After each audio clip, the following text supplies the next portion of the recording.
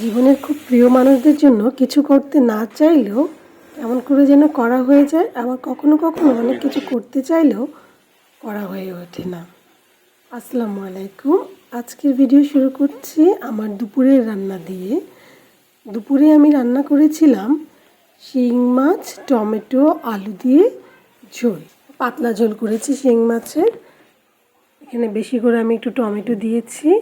ভালো করে মাছটাকে আগে কষিয়ে নিয়েছিলাম, তারপরে আলু দিয়ে কষিয়ে নিয়েছি। সাধারণত আমি মাছটা তুলে রাখি, আজকে তুলে রাখিনি, আলুটার সাথে দিয়ে দিয়েছি। তারপরে গরম পানি দিয়ে ঝোল করে তারপরে আমি রান্না করেছিলাম লাল শাক। আর আমার বেবি যেহেতু খাবে সেহেতু আমি এই যে লাল শাকে মরিচ আগে দিইনি, শেষে মরিচ দিয়ে নিই। আর এখানে আমরা গিয়েছি আমাদের সবচেয়ে আনন্দের দিন, আমাদের দুই বেবির জন্মদিন এই ডিসেম্বরের 11 এবং 12 তারিখে।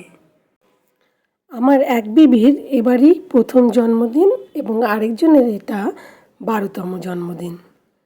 ওর জন্মদিনে অনেক সময় আমি কিছুই করতে চাই না, কারণ একা একা করা খুব কষ্টকর হয়ে যায় আমার জন্য।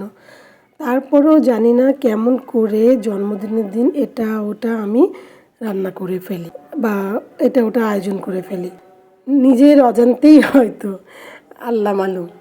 এবারও আমার কিচ্ছু করার মতো অবস্থা নেই, আমাদের দুজনেরই শরীর খারাপ। ভাবছি কিছু করব না।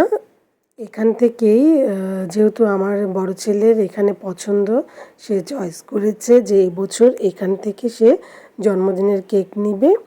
আর দুজনের জন্মদিন যেহেতু পাশাপাশি, আমরা ডিসিশন নিয়েছি যে দুজনের জন্য আজ একটা বড় কেকের অর্ডার দিয়ে দিব, যা আমরা 12 তারিখে নিয়ে সবাই মিলে মিষ্টি মুখ করব। আমার ছেলের ডিজাইন করা একটি কেক আমরা অর্ডার দিলাম। এখান থেকে আমরা চলে গেলাম স্বপ্ন সুপার শপে। স্বপ্ন সুপার শপে আমরা কিছু গ্রোসারি আইটেম কেনাকাটা করলাম। এছাড়াও টুকিটাকি কিছু জিনিস নতুন আছে কি না একটু খুঁজলাম, যেগুলো হাতের কাছে পেলাম বা প্রয়োজনীয় মনে হলো নিয়ে নিলাম। তারপরে আমরা চলে গেলাম পাশে একটি রেস্তোরাঁতে। এটা আমাদের এলাকাতেই। এই রেস্তোরাঁতে আমরা আগেও খেয়েছি, খাবার আমাদের ভালো লাগে।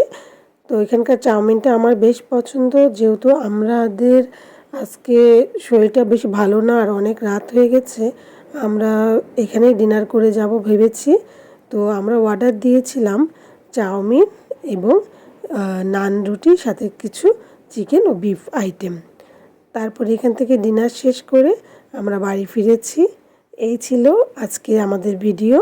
আমার ছেলেদের জন্য দোয়া করবেন, ভালো থাকবেন, আল্লাহ।